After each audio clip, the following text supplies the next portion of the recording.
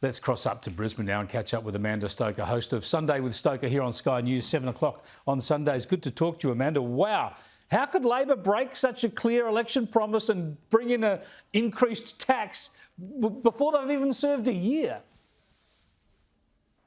Should we really be surprised? They've already broken their promise around lowering your energy bill by $275. Instead, we're going to have it go up by 20 to 30%.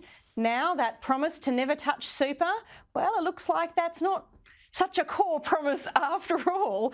And then today, we've got Chalmers refusing to rule out that if he gets his way on super, he won't also come for capital gains tax discounts for those people who are selling their family home.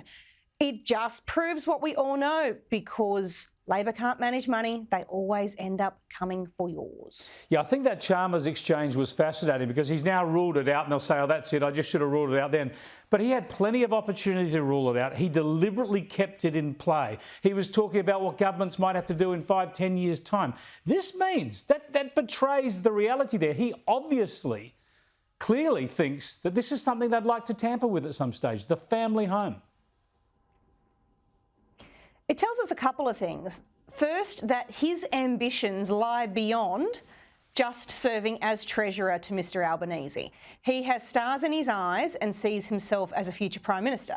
And it means that he doesn't want to box himself in on anything, because he wants to have all the flexibility in the world to allow all of that creativity he so willingly shared as he reworks capitalism in the Monthly. He wants to be able to bring that to fruition in his own time. And I think that's going to be a source of quite a bit of conflict between the two who are ostensibly at the top of the Albanese regime. Yeah, well, he's a Paul Keating fan. Paul Keating's his political hero. He wrote his thesis on Paul Keating. He probably wants to have some big economic reform like Paul Keating, and, you know, taxing the family home might just be the big one for him.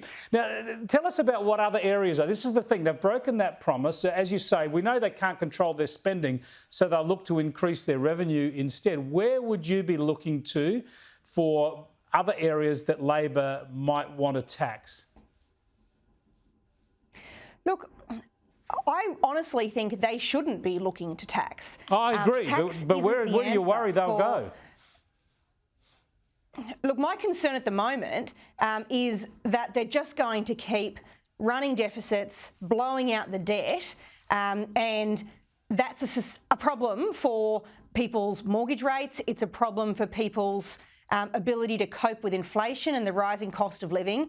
A responsible government right now would be taking the hard decisions necessary to rein in a budget, to take the policy decisions in environment and energy and infrastructure that would put downward pressure on prices so that households could feel some relief. And you wouldn't have to be a big taxing, big spending government, because you'd be letting people choose their own adventure in the way the market was always intended.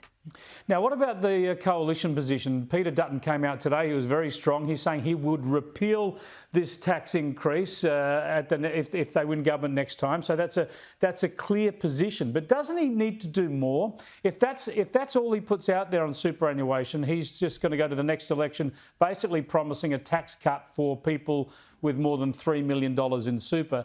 Does he perhaps need to come out with some other super policy that does see those tax concessions fade away at the higher rates of savings?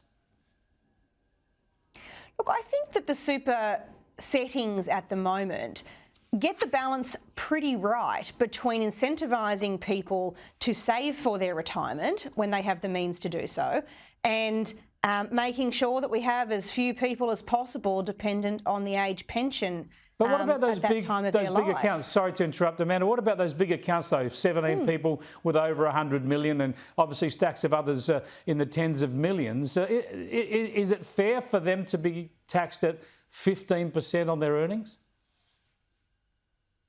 Look, my view of these things is that if you have that kind of wealth, you're going to have a whole range of different options available to you to be able to wisely and efficiently get the most out of your savings.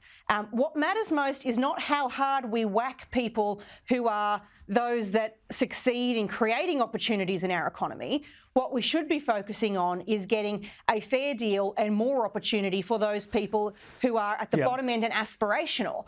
You don't benefit people who are middle and low income by hitting people at the top. You create the settings for all to rise together, knowing that you need those people who are well off to create opportunities for the aspirational to succeed. It's not a class war setting that works here. It's about all boats rising together. Yeah, well said, Amanda. Thanks for joining us.